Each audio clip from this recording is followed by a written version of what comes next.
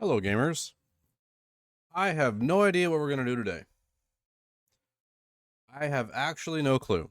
I have grinded all of my accounts that I want to be grinded on.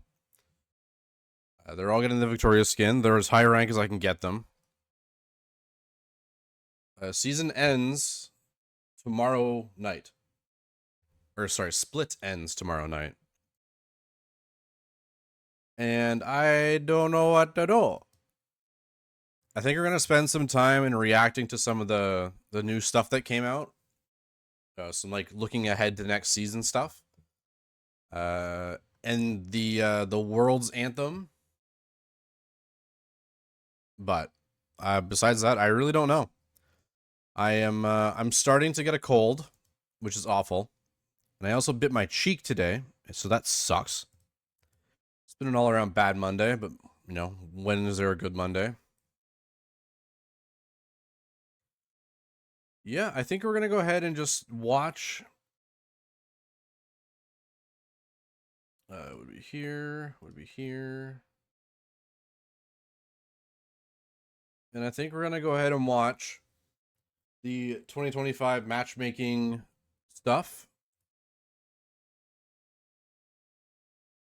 Yeah, why not? Oh, hold on. I don't think you guys can hear that. Should be able to hear it. No, you can't. Okay. Okie dokie. Paul, also known as Pabro. We're back with another dev update today. It's September 10th, so everything after today won't be covered. We've got a wide range of topics to cover today, including matchmaking, Timo's art and audio update, LoL player days, a bet on Worlds, and a quick look at season 2025. But first, let's hear from the modes team. Hey everyone, Eduardo Riot Cadmus Cortejoso here to give you an update on modes. It's been a big year for us. Not only did Arena make its return for round 3, but we also launched Swarm. These modes have been such a joy for all of us to work on, and so on behalf of the entire modes team, thank you all for playing. Now, let's get into the future of Arena and Swarm. So, I liked Arena when it came out for the first time. It feels a little too busy now for me. And the reason why I started playing League again recently was because of Swarm, and I wanted to give it a try. I never beat it, but it was a pretty fun time waster. I really enjoyed it. I'll start with the question everyone's been asking, are you going to make Arena permanent? The No, short please. answer is no. Nice. While Arena has been getting a lot of love from many of you, I bet you once people we stopped hit playing the it. 2-month mark, we saw a pretty big drop-off in game hours and engagement. Unfortunately, even our mid-run content update didn't quite inspire a lot of players to come back. But don't worry, Arena won't be gone forever. We're planning on bringing it back in the first half of next year with some much needed Is it gone quality of now? life It's still in improvements and client. even some more wacky augments for you to play around with. Now for Swarm. So from I'm the surprised they didn't beginning, leave it. Swarm was never intended to be a permanent game Well, mode. there you go. And that's still the case right now. I feel like they really went out of the way to make Swarm its own thing, and to not leave it in permanently is weird to me. I feel like Swarm should have stayed instead of Arena, but Now, oh well. I know a lot of us, myself included, look back fondly on both Star Guardian and Odyssey. I never but played Swarm both. actually Never played surpassed either. both of these modes in terms of player engagement. And while we don't have a decision on if or when Swarm will be back just yet, given how much you all played, we're taking some of the learnings into consideration for future game modes and even the potential return of Swarm. I also wanted to let you know that Ultimate Spellbook will be returning as our next rotating game mode. It's already on PC. That's the one where you get to pick an ultimate ability, right? And everyone just pick Cho'Gath because you can get infinite HP. Right now, and will be going out next patch. And before I go, I wanted to talk a little bit about ARAM. We know ARAM hasn't gotten much focus this I year hate outside ARAM. of regular balance updates. But don't worry, ARAM enjoyers, we got something cooking for you that will be oven fresh before the end of the year. That's it for the modes team for now. Make sure to check out the dev blog that comes out with this video for more information on both Swarm and Arena. And we'll be back in January to walk you through some of our plans in 2025. Hey everyone, I'm Riot Froxon. I'm here to talk to you about matchmaking. Today we wanted to take a moment to look at how some of the changes we introduced this season have landed, and to share the areas we're looking to tackle next. Earlier this year, we had an issue causing some accounts to enter negative LP states. This meant players would lose more LP per. This happened to me last season, last season, not split. And it drove me absolutely insane. When you're winning 12 and losing 30, it's like, what am I supposed to do? Loss than they gain per win. even if their MMR indicated they should be climbing. As of today, we no longer see this problem. Another problem we've been working on is autofilling. We don't want games to be decided by which team has fewer autofilled players, so we shipped some changes in 14-17 to better balance the amount of filled players on each team. At the time of recording, we've noticed some pretty good improvements, with the amount of games with an autofill discrepancy of 2 or more players dropping from 10 to 15% to less than 0.1%. As of today, games with 2-0 or 3-1 autofill players have been effectively eliminated. This is a good first step. Pretty cringe, but I've had games like recently, the video that made me rage quit, where I was an autofill jungler and my opponent was a one-trick jungler. So it's very frustrating. Normally that would mean that someone else on my team, or sorry, on their team, is not autofilled. Sorry, someone on their team is autofilled and my team is not. If there's a discrepancy like that, but there wasn't. So I guess I'm in the like fucking 0.4% in this area. Next up, we'll be working on situations where one team has an autofilled player and the other doesn't, with a focus on high MMR, where this problem is especially impactful. It's not possible for high MMR. You're just gonna make queues last even longer. Challenger players are already waiting upwards of like 20 minutes for a queue sometimes. And you're effectively making it so that, I don't know, like it's not possible. Not everyone plays every role, which is a problem. Not a problem, but people don't do that at Halo. So you're going to make the queues last longer, or you're going to, I don't know, it doesn't make sense. Player populations. We've also got an evaluation underway on a system called True Skill 2. That could potentially help out meaningfully with things like better placing new accounts and detection of smurf. I think this just has something to do with like normal MMR. Like True Skill will probably be like your normal game MMR, and they're able to translate that in towards ranked. I think that's all it's going to be. As of now, we're because you have to play at least 10 normal games before you can play rank now. I bet you they can use those 10 normal games to place you correctly. Actively testing its effectiveness and determining how good a fit it is for League. We'll let you all know once we have an update on what testing has shown. And that's it for me today. Make sure to check out the dev blog that just came out with a lot more details on how our 2024 changes landed and where we're looking to focus our efforts going forward. All right, a slight change of pace. Let's talk about Teemo's art and audio update. It's coming to the Rift and patch 14.20. So, I know they've been talking about this Teemo update for a long time. And this is going to be the League Boomer coming out, but man, it's going to be sad seeing like Teemo change. Like he's just a hat that waddles and runs around. And I'm sure it's not going to look like that. So it's kind of like an end of an era. Like I'm a League Boomer, you know, like watching Teemo be that little Yordle and, you know, being that cute little thing. It's not going to be the same. Like I'm willing to bet it looks nothing like it does now, and it looks like it belongs in Wild Rift. Would you look at that? You know, like it's cute. It looks good. I prefer old Teemo. Gameplay won't be changing, so for those of you who love or hate Teemo, you're welcome, and/or we're sorry, maybe. When this update comes out, we'll be increasing the cost of his Happy Elf, Recon, and Badger skins to Of course, because the recolors that are no longer recolors, you have to increase the price because now they're not recolors anymore. So buy them now if you care. $750, given the increased quality on those skins. As with Lee Sin's update earlier in the year, if you don't own these skins yet, you can purchase them for $520 RP until it goes live. Oh, so exactly what I said. At a cheaper price. If you'd like to learn more, at least they're owning up to it. Blog that's live today that goes into a whole bunch of details about our favorite little monster and making him look brand new. Also, Teemo's receiving a theme song, which will go live next week. Here's a sneak peek. Is this in game?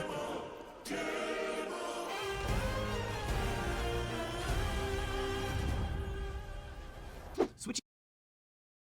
Why is he going in through like a Yumi portal?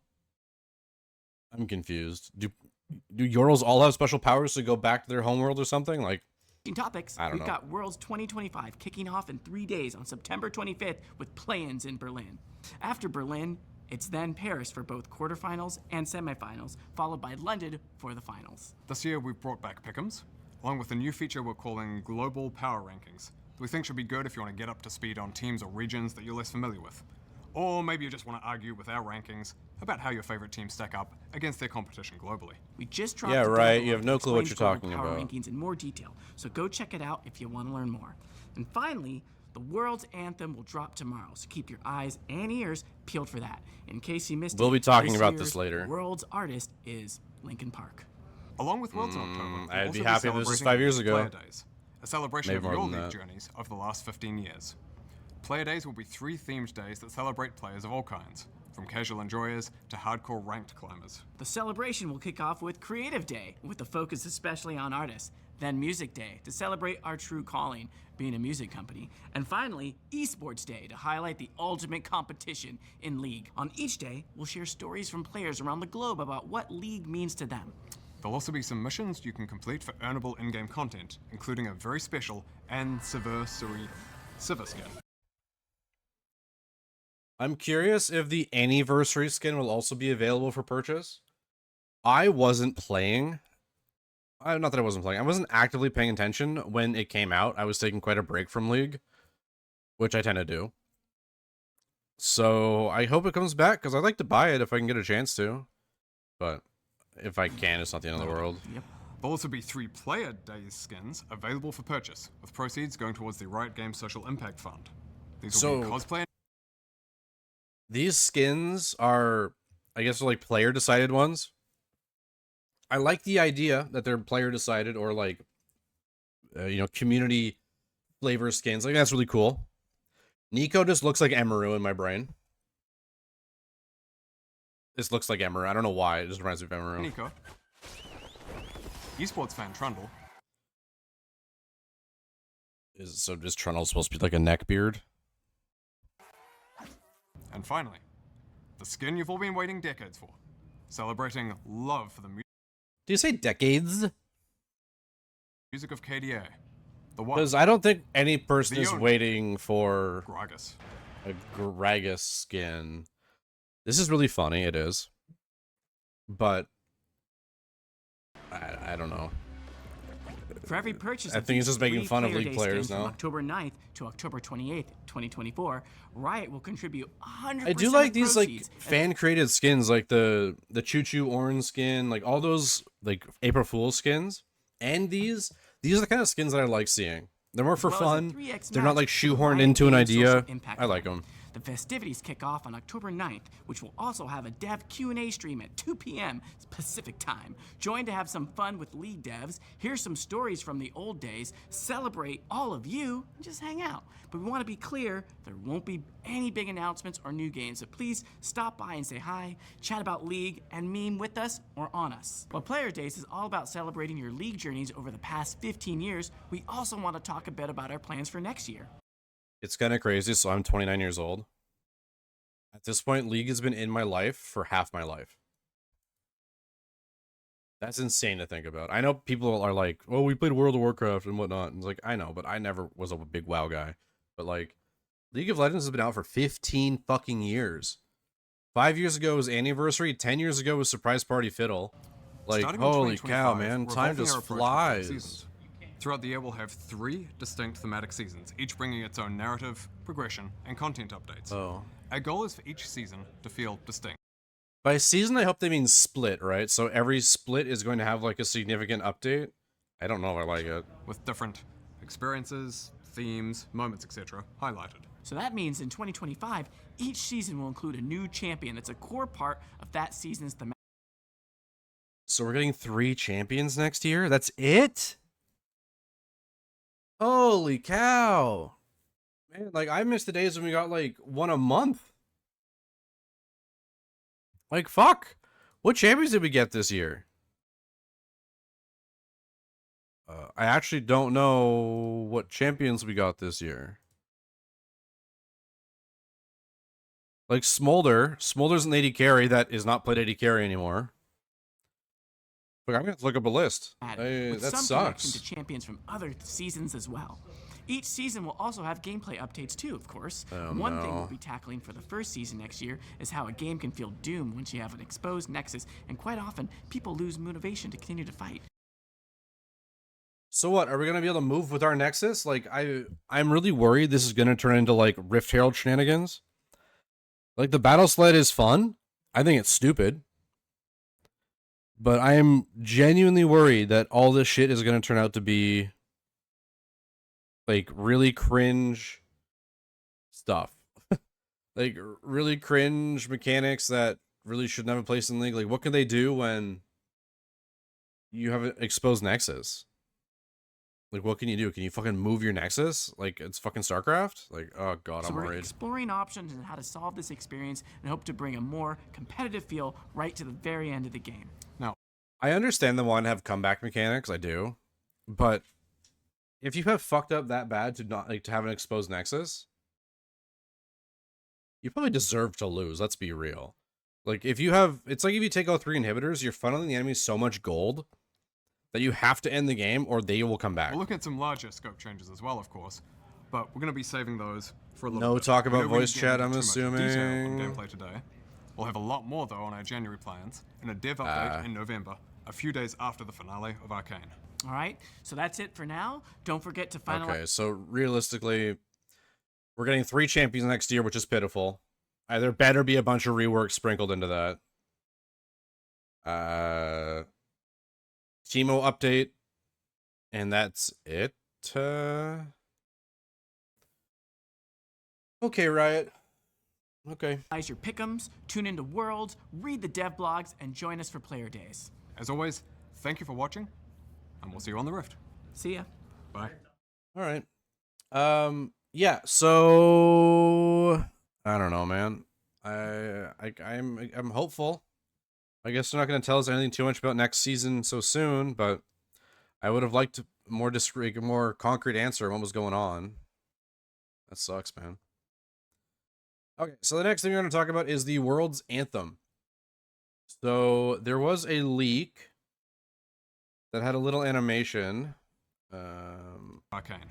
All right, so that's it for now. Don't forget to There was a finalize your little pick'ems, tune into Worlds, read the dev blogs, and join us for player days. As always, Whatever it is. thank you It for was watching. it was a little thing that basically announced that Linkin Park is going to be they've done the World's Anthem this year. Now, Linkin Park has been under a lot of scrutiny ever since they have announced that they're coming back. So, as a background, I've been listening to Linkin Park my entire life. Linkin Park is probably the reason I listen to the music that I do. And Chester's story and his legacy is really important to me. Now, for those who are unfamiliar, Chester Bennington is the person who does a lot of the clean vocals and all of the screaming in Linkin Park. And he went 0-1 a few years back, which is a really rough time for me. This is like my favorite band, and when that happened, it lost a lot. I lost a lot of hope, honestly. Now they've come back recently with Emily Armstrong as their lead singer to effectively replace Chester. I know that's not what they want you to say, but that's what's happening. Now, I know this is Mike Shinoda's band. He created it and he hired Chester on later, but I feel like Chester is like the essence of this band. Without Chester, it definitely would not be as big as it is today. Now, a lot of scrutiny has come out aimed at Emily. So first things first, she was born into Scientology, which obviously is a big no-go. And another thing that came out was that she defended Danny Masterson, I forget his name, but he played Hyde on that 70s show, a very popular show. And he was imprisoned, I guess, for S-ing 2 women, and Emily was there to defend him. So I will say, to defend her, if a friend didn't give you all the info and you went to his aid, and turns out that he's a piece of shit, and then you effectively like get rid of him and don't defend him anymore, I think that's pretty normal and fine. If someone lies to me or doesn't tell me the full truth and I defend them and find out that they're a piece of shit, then they're a piece of shit. And she said that. That's basically what's happened. And the whole Scientology thing, first of all, she was born into it. And she's an openly gay individual. And you should go ahead and Google what Scientologists believe or what happens to gay people under their religion. So to combat and defend her a little bit, I don't think she's as bad of a person as the internet would have you believe. But I don't enjoy her singing. I especially don't enjoy when she's doing their old songs. it kind of feels like a big slap in the face for Chester, because she can't do it properly, unfortunately. And this isn't like I don't like Emily, I just don't like her singing. And it's really funny that this very, very controversial band at the time of recording this is now doing the League of Legends World Anthem. And I'm curious how this goes. I'm curious if bands come to Riot with like, hey, we have this song, I think it'd make a good anthem. Or if Riot reaches out and says, hey, can you make an anthem for us? Or they say, hey, we like this new song, can we use it as an anthem? I don't know how that process works, but we are going to go ahead and listen to it. I have listened to it already. I don't particularly enjoy it. And I think the official song, like the studio recorded version, comes out tomorrow, which we will watch on stream as well. But yeah, let's go ahead and listen to this leak that they did live in Germany, I guess earlier this morning. Hey everyone.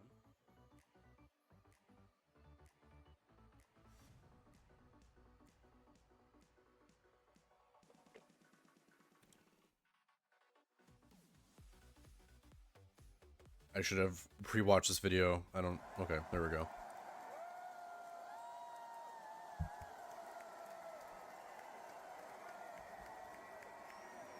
I'm just gonna crank this just because.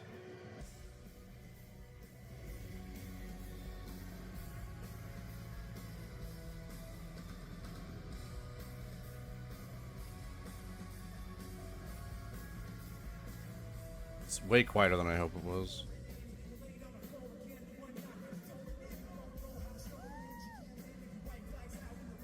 It is just a video.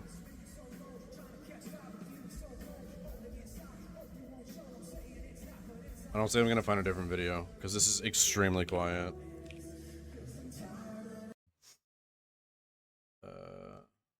Gonna be loud enough? This is better. I have it all cranked.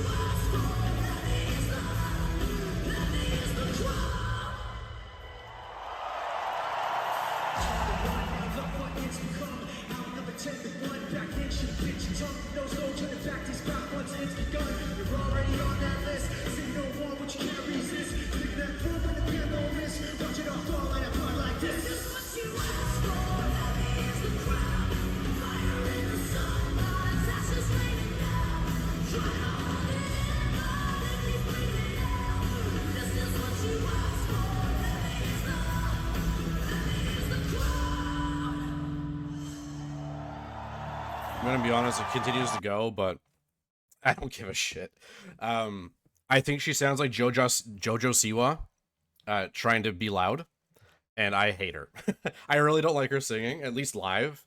I know they have the one single out, which is The Emptiness Machine, which is fine, but I really don't like her singing. I might care a little bit more tomorrow when the actual like premiere comes out and we could watch it as a studio version, but I can't say I like her singing. It's not for me. It does sound a lot like Faint from one of their earlier albums, but it is, I don't know, it is not for me.